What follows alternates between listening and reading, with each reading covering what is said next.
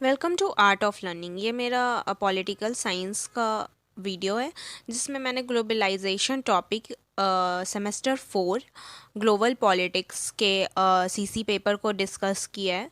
तो हम लोग को इसमें globalisation and its conception and perspective पढ़ना है, जिसमें अगर हम बात करें ग्लोबलाइजेशन, ग्लोबलाइजेशन क्या होता है। ग्लोबलाइजेशन एक ऐसा प्रोसेस है जिसमें हम लोग इंटरकनेक्ट होते हैं एक दूसरे से, एक कंट्री से दूसरे कंट्री में। ये जो कॉन्सेप्ट है इसी को हम लोग ग्लोबलाइजेशन बोलते हैं। अगर हम बात करें कि हमारे कोई फैमिली मेम्बर कंट्री के बाहर हैं, हमें कनेक्ट होना है, तो हम कैसे कनेक्ट होंगे? टेक्नोलॉजी के हेल्प से कनेक्ट होंगे और उनसे कांटेक्ट कर सकते हैं। उसी तरीके से अगर ट्रेडिंग करना है हमें, और वो हमें पूरे वर्ल्ड में करना है, तो हम लोग को एक कंट्री से दूसरे कंट्री में एक गुड कनेक्शन बनाना होगा, और उसके हेल्प से हम लोग एक कंट्री से दूसरे कंट्री में ट्रेडिंग कर सकते हैं। और ये जो कॉन्सेप्ट है वो ग्लोबलाइजेशन के कॉन्सेप्ट में आता है। इसको ग्लोबलाइजेशन का प्रोसेस बोल सकते हैं हम लोग। अगर हम बात करें, globalisation is the process of interconnectedness and integration of people, multi national company and government which lead to a free flow of goods, ideas, culture, service etcetera. तो आप सिंपली समझ सकते हैं, ग्लोबलाइजेशन जो है वो एक ऐसा कॉन्सेप्ट है जो बोलता है कि लोग एक दूसरे से कनेक्ट हो रहे, कंपनीज एक दूसरे से कनेक्ट हो रही है, गवर्नमेंट एक दूसरे से कनेक्ट हो रही है, एक बेटर रिलेशन बनाने के लिए। एक ग्लोबल विलेज, मतलब हर कोई एक दूसरे को जान सके, हर कोई एक दूसरे से कनेक्ट रह सके, इस वजह से। जो ग्लोबलाइजेशन जो है वो कहाँ से ड्राइव हुआ है? वो ग्लोबलाइज वर्ड से ड्राइव हुआ है, जिसका मतलब होता है emergence of international network of economic system, which means due to globalization economic system is emerged all over the world, means emerged internationally। मतलब ग्लोबलाइजेशन जो है वो ग्लोबलाइज वर्ड से आया है, जिसका मतलब होता है कि हम लोग एक इकोनॉमिक सिस्टम का नेटवर्क बना रहे हैं, और जो उसकी जो इकोनॉमिक सिस्टम का जो नेटवर्क बन रहा है उससे हर कंट्री कुछ अर्निंग प्रोसेस का वर्क कर रहा है, और वो इंटरनेशनली इमर्ज हो रहा है, इंटरनेशनली कनेक्ट हो रहा है। जो टर्म ग्लोबलाइजेशन है वो क्वाइन और पॉपुलराइज किया गया है लेविट के द्वारा। इसके बारे में आप और भी पढ़ सकते हैं। Globalisation is the concept through which it see world as a single unit.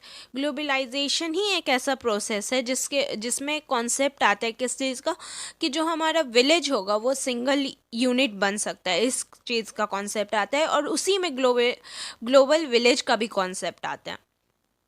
यहाँ पे कोई नेशनल बाउंड्रीज नहीं रहेगी, ये भी कॉन्सेप्ट ये बोलता है। तो आप अच्छे से इसको समझिए, तो ताकि आप इसमें और भी कॉन्सेप्ट डाल के आप लिख सकते हैं।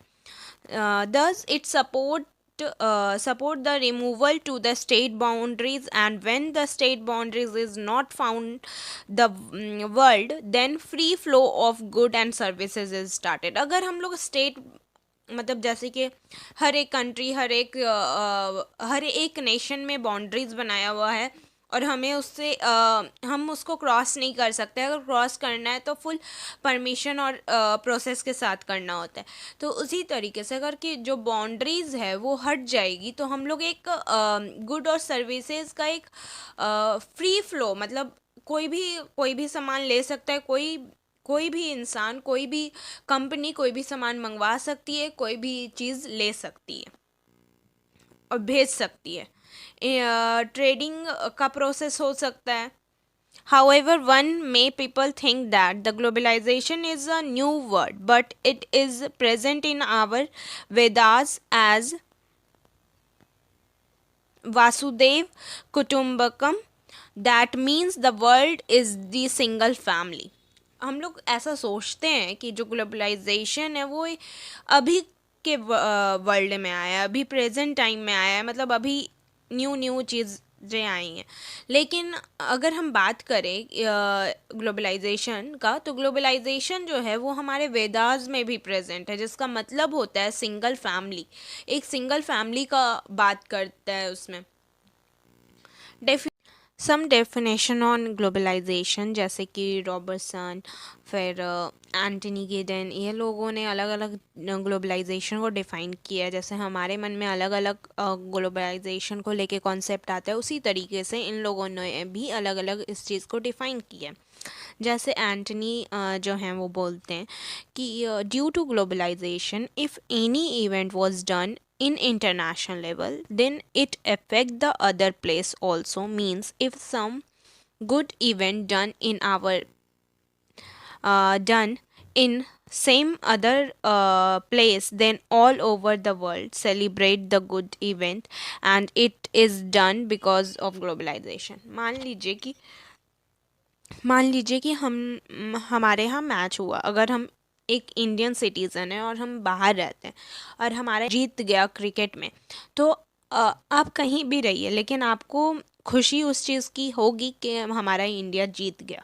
तो वही बोला जा रहा है कि ग्लोबलाइजेशन एक ऐसा प्रोसेस है, अगर दुनिया में कुछ भी अच्छा चीज़ होगा तो वो सारे लोगों को इफ़ेक्ट करेगा, पर्टिकुलरली एक चीज़ों को नहीं। मैंने उस इंडिया का एग्जांपल दिया है, ऐसा नहीं है कि हाँ, अगर इंडिया जीत गया तो हम खाली इंडिया पे, जो भी मतलब अगर हम कुछ अगर वर्ल्ड में मान लीजिए कि कुछ ऐसा नियम, कुछ ऐसा रूल और रेगुलेशन आ रहा है जो सबके लिए अच्छा है, तो उससे सारे लोग खुश होंगे। तो उसी तरीके से वो इफ़ेक्ट करता है पूरे वर्ल्ड को। और ये किस चीज़ का कॉन्सेप्ट है? ये ग्लोबलाइजेशन का कॉन्सेप्ट।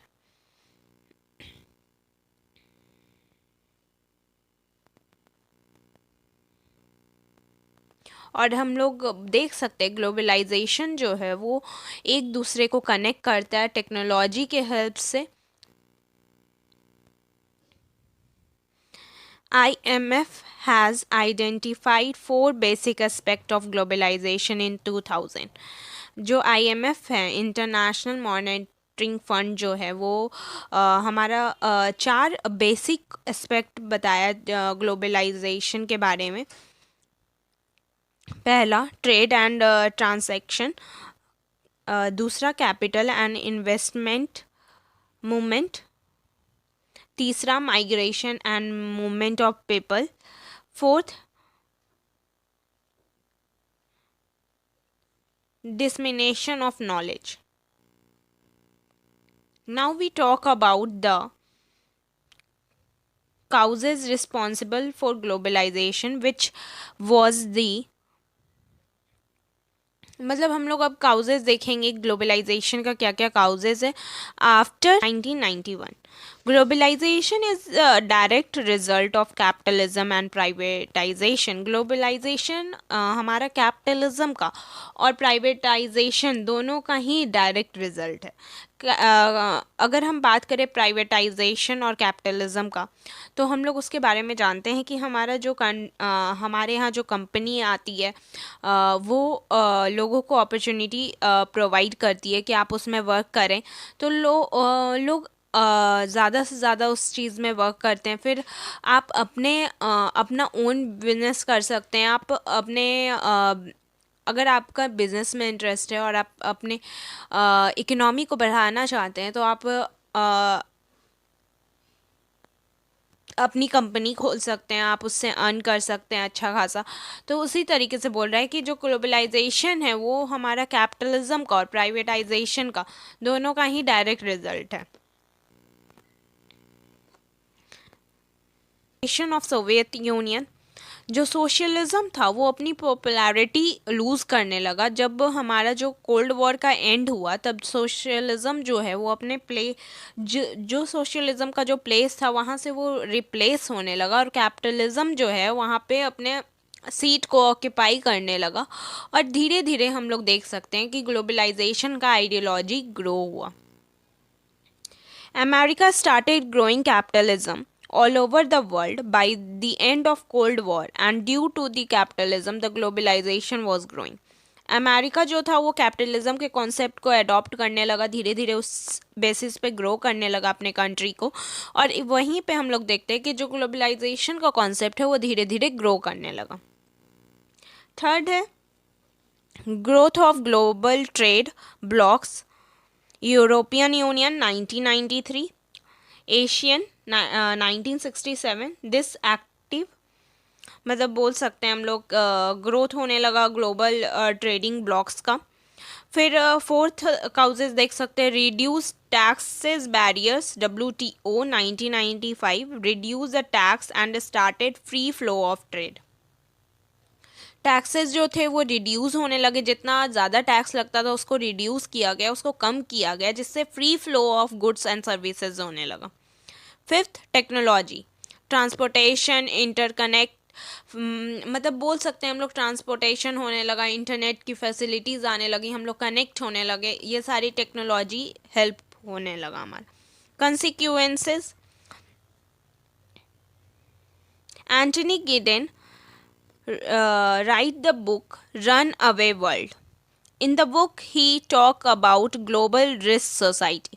एंटनी गिडेन जो हैं वो बुक लिखते हैं रन अवे वर्ल्ड, जिसमें वो बात करते हैं ग्लोबल रिस्क सोसाइटी के बारे में। He says due to globalization, interconnectedness and interdependence come, but globalization become danger in itself. कि हम लोग बोल सकते हैं जो ग्लोबलाइजेशन है वो इंटरकनेक्टनेस का बात किया, इंटरडिपेंडेंस का बात किया, और जो ग्लोबलाइजेशन है वो खुद में ही डेंजर बनने लगा। Means due to globalisation all the world come danger in. अगर हम बात करें ग्लोबलाइजेशन, वो बोल रहे हैं कि ग्लोबलाइजेशन के वजह से हमारा जो वर्ल्ड होगा वो डेंजर में आ जाएगा। कैसे? पॉल्यूशन होने लगेगा, पैंडेमिक आने लगेगा, ये सारे कॉन्सेप्ट आने लगेंगे और इसके वजह से हमारा जो वर्ल्ड है वो रिस्क में चल जाएगा। डेविड हैं जो बोल रहे हैं कि उन्होंने बुक लिखा the condition of post modernity. He coined the term in his book time space compression, which means the place and the time come together. He denote faster movement of capital, humans and goods.